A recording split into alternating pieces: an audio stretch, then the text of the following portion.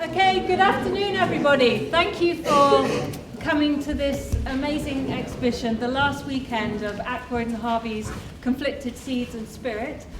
Shelley Bodson, the Development Officer for the Zoology Museum and the Cambridge Conservation Initiative, engaged with Pivotal and myself about arranging this Soapbox Saturday session. So we've invited people to come and talk about their personal projects inspired by the IUCN Red List wall, Seeing Red overdrawn, and that has created a lot of conversation and debate. So as part of Pivotal, which is about engaging people with situations of social and environmental change through the arts, we've tried to engage everybody here and brought you all into this space to talk about issues which we think need to be discussed openly and share ideas and conversation. So I'm going to be the compere today, basically. So I'll be coming up and introducing each of the speakers.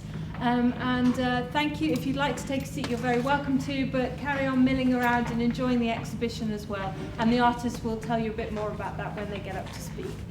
So without further ado, I'm going to invite Jacky Sutton-Smith to come up and speak. And she is going to Adam, sorry, and she just commented on that, and she's going to talk about Cambridge Transition, which is what would you describe? In fact, maybe I'll just let you get up here and describe what it's Soapbox. My first time on a soapbox in quite some considerable time.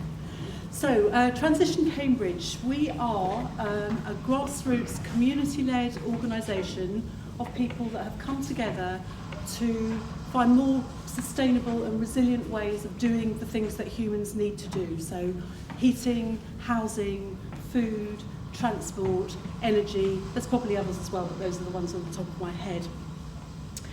In context, Transition Cambridge is one of some 800 or so communities which cross the globe on all inhabited continents: Australia, the Americas, Europe, Asia and Africa. We're in context. We came out of a conversation by some friends back in 2006, which was when Transition Cambridge was invented by a chap called Rob Hopkins. He's from Devon, and he was schooled in permaculture ways of permaculture, which is about looking at anything in a very connected and integrated way. So everything is linked, everything is connected, everything is impacted and impacts everything else in the system. So he was looking to find ways of creating a better way of doing things, because back in 2006, when all this came about, it was the end of several climate change summits that had happened with no great result, let's be honest. And there was a really strong feeling that, in spite of some 20 years of environmental activists banging on and sharing the hardcore science information about what a pickle we were getting ourselves into, nothing much was happening. So there was a feeling that if we waited for governments to do stuff, it wasn't going to happen. It was going to be too late.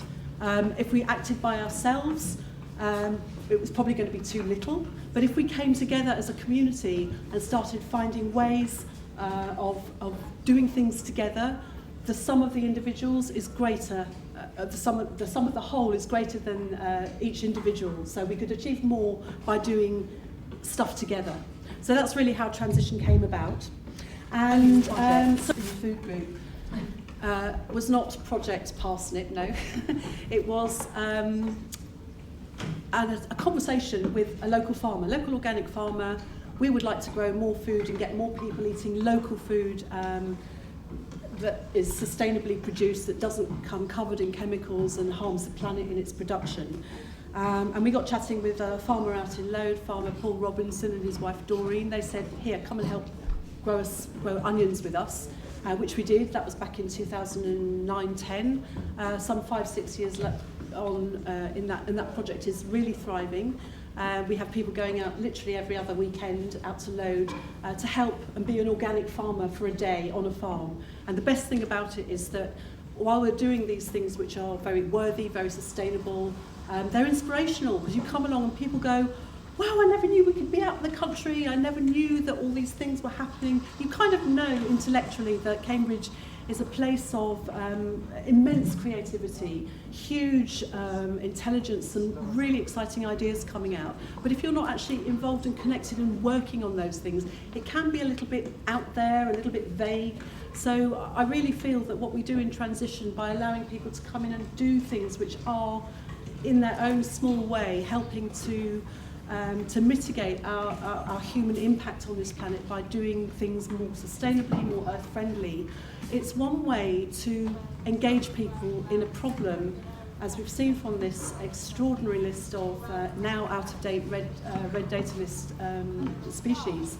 It's immense. This problem is so huge. If we thought about it just like that, it would be too much. So to try and do hands-on, low-key, easy to do in community with friends and sharing food, it's great. It inspires people.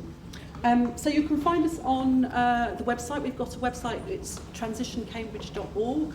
It's the best place to find out about the very many things we do.